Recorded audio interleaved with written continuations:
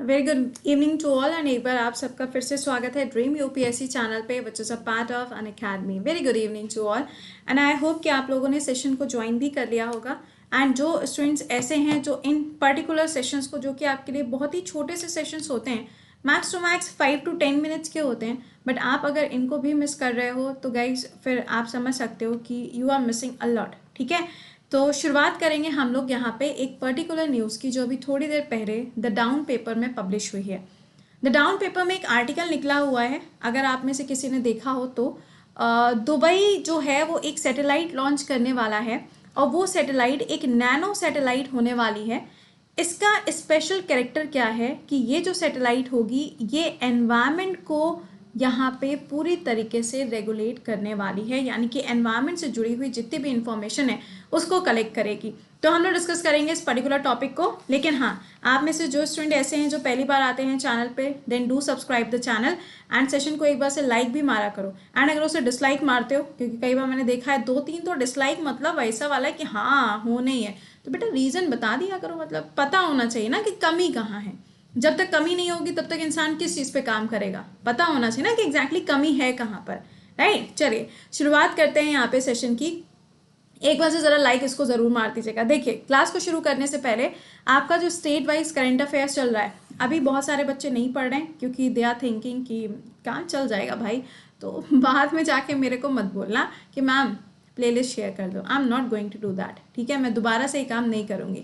ये क्लास आपका अनअकैडमी पे फ्री क्लास हो रहा है, 10:30 बजे आप इसको ज्वाइन कर सकते हैं। चलिए शुरुआत करते हैं। देखिए, Dubai's first environment nano satellite was to be the climate change warrior.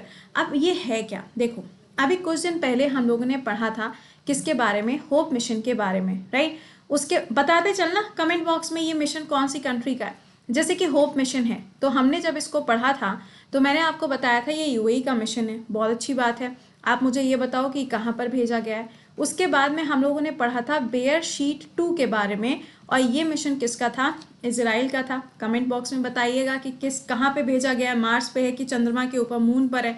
फिर अभी कुछ दिन पहले हमने देखा था कि फ्रांस सबसे पहली ऐसी कंट्री बन गया है जिसने स्पेस में क्या किया था? एक्सरसाइज किया था। ये भी हम आपको पढ़ा चुके हैं। और एक और हमने न्यूज़ पढ़ी थी अभी 2 या 3 दिन पहले की बात है कि इंडिया जो है वो जापान के साथ में मिलके किसके लिए? लूनर के लिए, यानी कि मून के लिए एक अपना स्पेस ऑब्जर्वेटरी बनाने वाला है।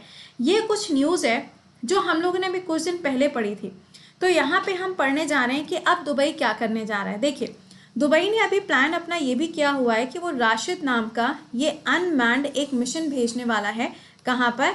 कहा तो इन्होंने यही है कि चंद्रमा के ऊपर भेजेंगे। बिल्कुल, ये भी एलन मस्क बनने की तैयारी कर चुके हैं कि एलन मस्क ने कहा है कि हम मार्स पे जाएंगे, घर बसाएंगे। तो इन्होंने भी सोच लिया है कि भाई हम भी इधर चंद्रमा वगैरह पे घूम कर आते हैं और मार्स वार्स पे घूम कर आते हैं। तो they are also planning for the Rashid. देखते हैं कि आगे क्या होता है। अच्छा, अब हुआ क्या है? तो दुबई ने यहाँ पे, यानी कि यूएई ने यहाँ पर अपनी कंट्री का सबसे पहला एनवायरमेंट सैटेलाइट लॉन्च करने के बारे में कहा है।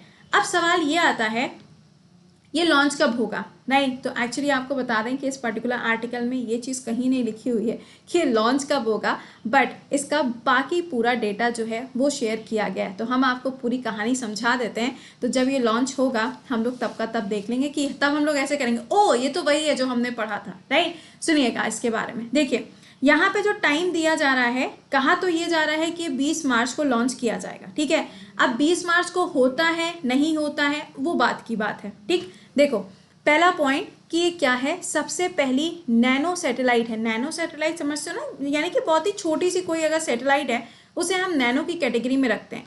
इसका अगर देखा जाए तो ये कितने की है? जस्ट इतने ग्राम की है, यानी कि 15 ग्राम इसका वेट है। आप समझ सकते हो कि कितनी छोटी सी होगी, बिल्कुल छोटू टाइप की होगी, है ना?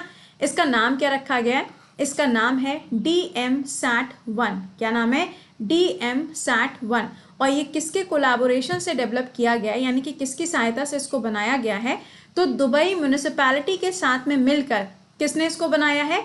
मोहम्मद बिन राशिद सेंटर, इन दोनों लोगों ने मिलकर इसको डेवलप किया है। बहुत अच्छी बात है। अब सवाल तो ये आया, डेवलप तो कर लिया बट लॉन्च कहाँ से करेंगे और कौन सी कंट्री इनको अपना रॉकेट प्रोवाइड करेगी? क्योंकि यूएई जो है ना वो इतना ज़्यादा डेवलप तो नहीं है कि उन्होंने अपना रॉकेट भी डेवलप कर लिया। तो यहाँ पे कहानी में थोड़ा सा ट्विस्ट है। ये जो सैटेलाइट है इसको लॉन्च किया जाएगा कजाकिस्तान से, और कजाकिस्तान में कौन सी वाली जगह आप देख सकते हो, बाइकनोर कॉस्मोड्रोम। भैया जगह का नाम याद रखना, जैसे कि जब हम इंडिया की बात करते हैं तो इंडिया में आपको पता है कि जब हमें सैटेलाइट लॉन्च करनी होती है तो हम श्रीहरिकोटा के बारे में बात करते हैं, जब हमें मिसाइल्स को टेस्ट फायर करना होता है तो हम चांदीपुर उड़ीसा के बारे में बात करते हैं। उसी तरीके से ये वो जगह है जहां से यूएई अपनी सैटेलाइट को लॉन्च करेगा। अब इनकी सहायता कौन करेगा, तो इनकी हेल्प करने के लिए कौन आ रहा है, रशिया। कौन आएगा, रशिया। तो रशिया का अपना जो रॉकेट है जिसका नाम क्या है, ये इनका नाम है, और इसकी सहायता से इसको लॉन्च किया जाएगा। बहुत अच्छी बात है।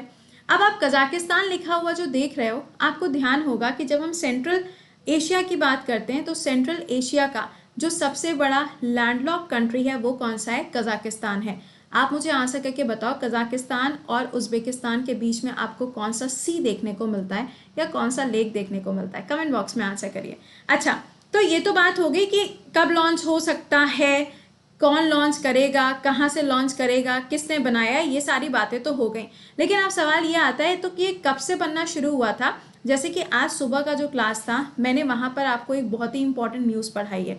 जो बच्चे ऐसे हैं जो सुबह 8:30 का क्लास नहीं देखते हैं या शाम के 4:30 का क्लास नहीं देखते हैं, भैया 10 मिनट निकालना है, ओनली 10 मिनट्स। और 10 मिनट्स में अगर आपको ज्ञान की बातें मिल रही हैं तो कुछ बुराई थोड़ी ना है उसमें, ठीक है। तो देख लिया करिए थोड़ा समय निकाल के, वरना सिर्फ चैनल को सब्सक्राइब मार के और एक बार क्लास देख के आगे इन फ्यूचर क्लास ना देखना, तो ये तो फिर बेवकूफ़ी होती है ना कि आपने सब्सक्राइब भी किया हुआ है and then also you are not watching. तो प्लीज़ डू वॉच इट। अच्छा, अब होगा क्या, तो इन्होंने इसको बनाना शुरू किया था 2016 से।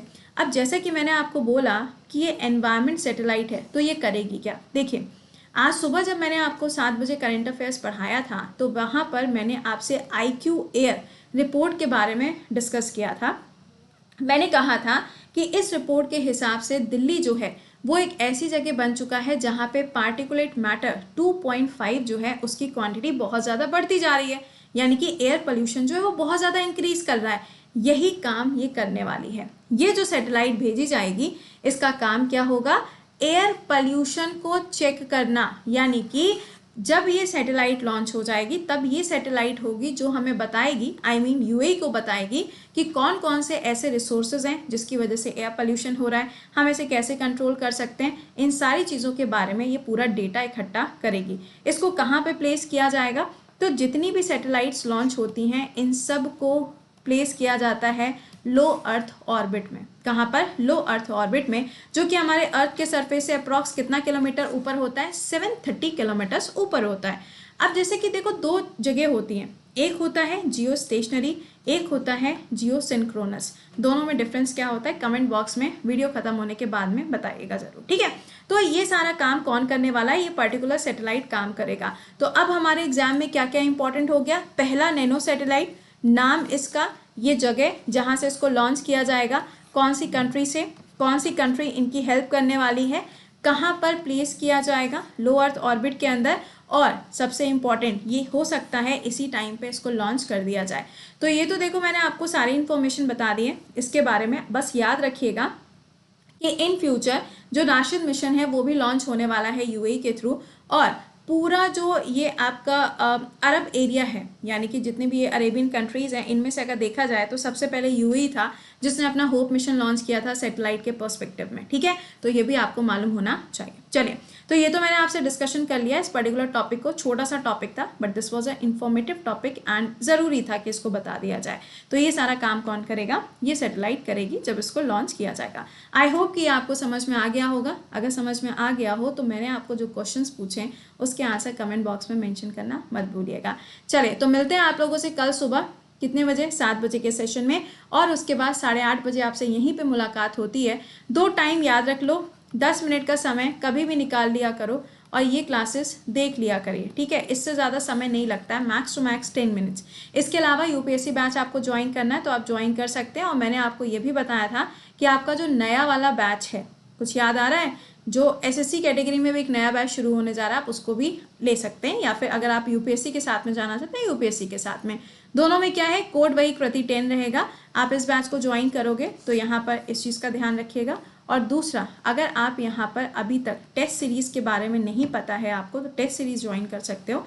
एंड 21 मार्च को आपका टेस्ट होगा जो कि सुबह 11 बजे रहेगा। तो इस टेस्ट को भी ज्वाइन करने के लिए वीडियो के डिस्क्रिप्शन में लिंक लगा है और कम्युनिटी पे भी पोस्टेड है, आप वहाँ से जाके इसको ज्वाइन कर सकते हैं। ये कब है?